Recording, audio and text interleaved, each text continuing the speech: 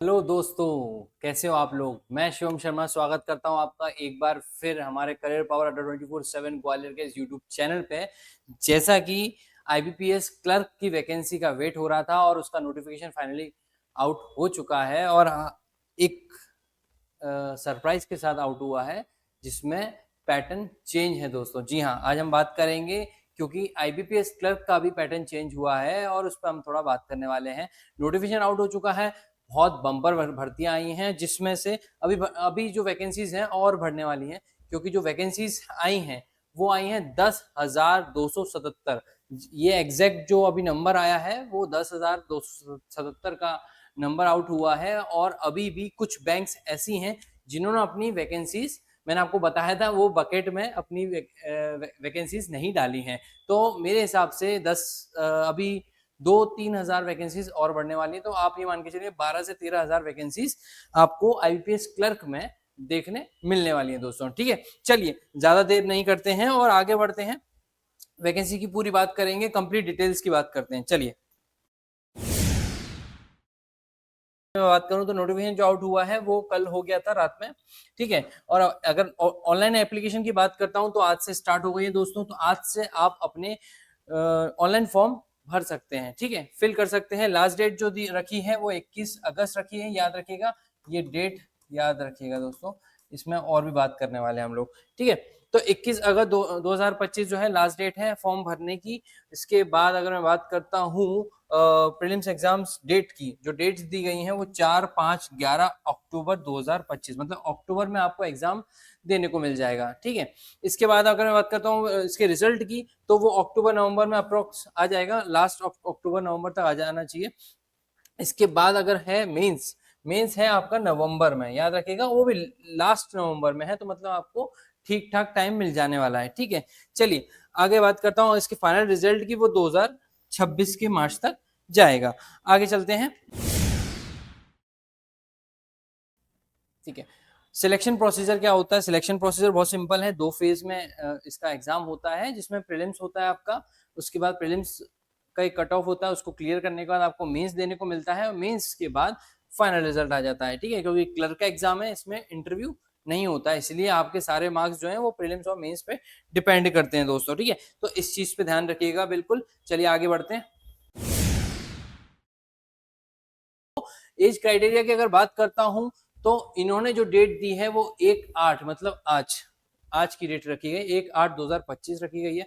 जो minimum criteria है, minimum age जो है वो 20 साल रखी गई है और मैक्सिमम जो है वो 28 साल रखी गई है।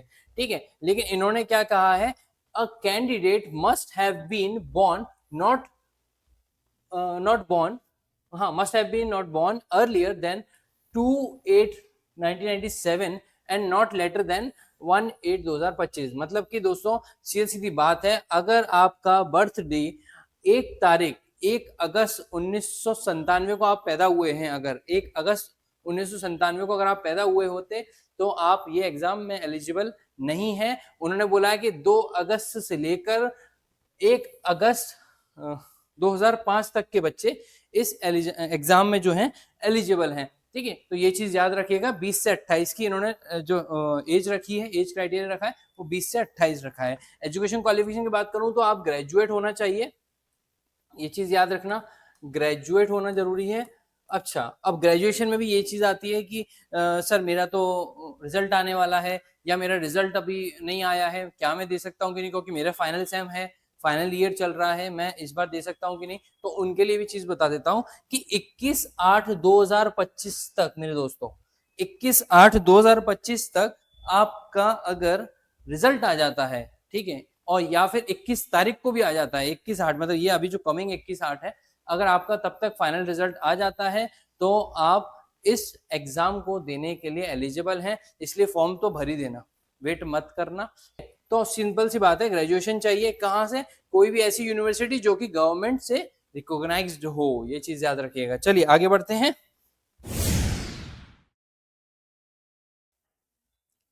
प्रीलिम्स, ठीक है, प्रीलिम्स एज इट इज है, जैसा पहले था वैसा ही है।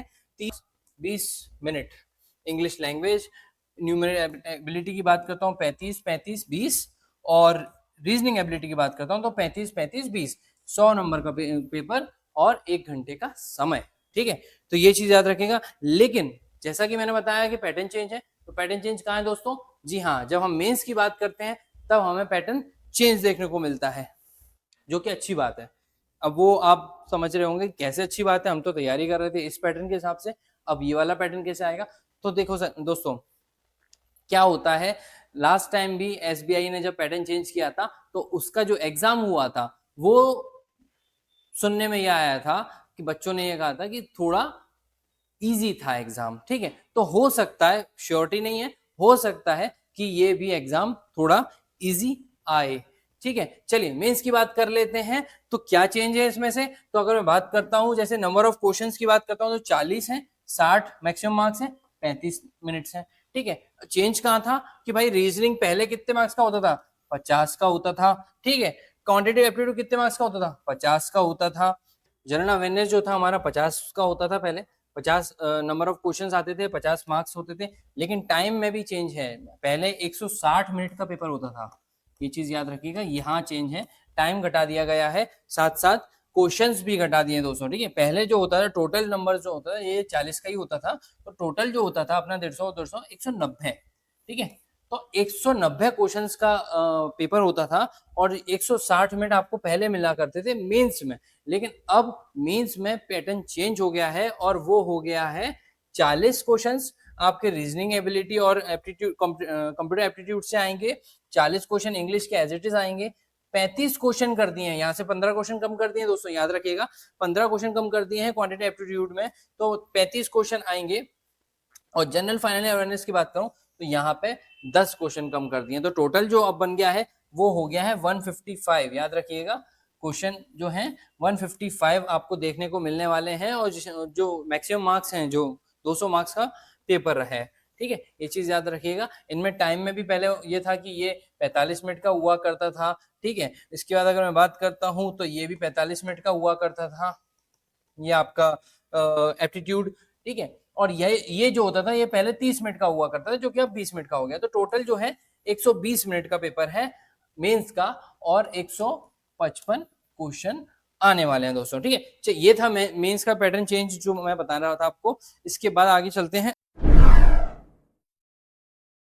सैलरी क्या एक्सपेक्ट है, सैलरी क्या आती है, तो वो बता देते हैं। बेसिक सैलरी जो है ना दोस्तों, वो 24,050 से स्टार्ट होती है। सिर्फ 24,000 नहीं, 24,000 के साथ बहुत सारे अलाउंस मिलते हैं, जिससे ये सैलरी आपकी टोटल जो इन हैंड बन जाती है 40 से 42,000 मिल जाती है दोस्तों। ठीक है, कौन कौन से अलाउंसेस है मैं बता देता हूँ। बहुत सारे अलाउंस मिलते हैं बैंक की तरफ से, जो कि हैं आपके DA, DNS allowance, house rent, HRA, ठीक है, मेडिकल अलाउंस, टीए, कहीं भी जाते हो तो उसका भी देते हैं, हाँ ऑफिशियल वर्क पे लेकिन। ठीक है, तो ट्रांसपोर्ट अलाउंस मिलता है आपको। ठीक है, तो ये सारी चीजें जो हैं वो मिला के आपको 40 से 42,000 की इन हैंड सैलरी मिलती है इनिशियली। चलिए आगे बढ़ते हैं। कट ऑफ की अगर बात करें तो देखो, ये मैंने मध्य प्रदेश का कट ऑफ रखा है ना, एमपी का, ये चीज याद रखना। मध्य प्रदेश का कट ऑफ जो गया था जनरल का, वो 80 मार्क्स गया था लास्ट ईयर प्रीलिम्स का। चलिए, तो ये एससी का 74.5 गया था, ओबीसी का 80 ही था दोस्तों। ठीक है, ये था कट ऑफ आपका। तो ये था पूरी जानकारी, मैंने बहुत शॉर्ट में खत्म करी है। मैं एक स्ट्रेटेजी वाला वीडियो भी जल्दी लाने वाला हूँ कि किस स्ट्रेटेजी के साथ आप तैयारी कर सकते हैं अपने आईबीपीएस प्रीलिम्स के लिए। ये आपको जल्दी वीडियो मिल जाएगा देखने को। तो आप बात करता हूँ थोड़ा हमारे बैचेस की। तो बैचेस जो हैं हमारे फाउंडेशन बैचेस हमारे चल रहे हैं अभी।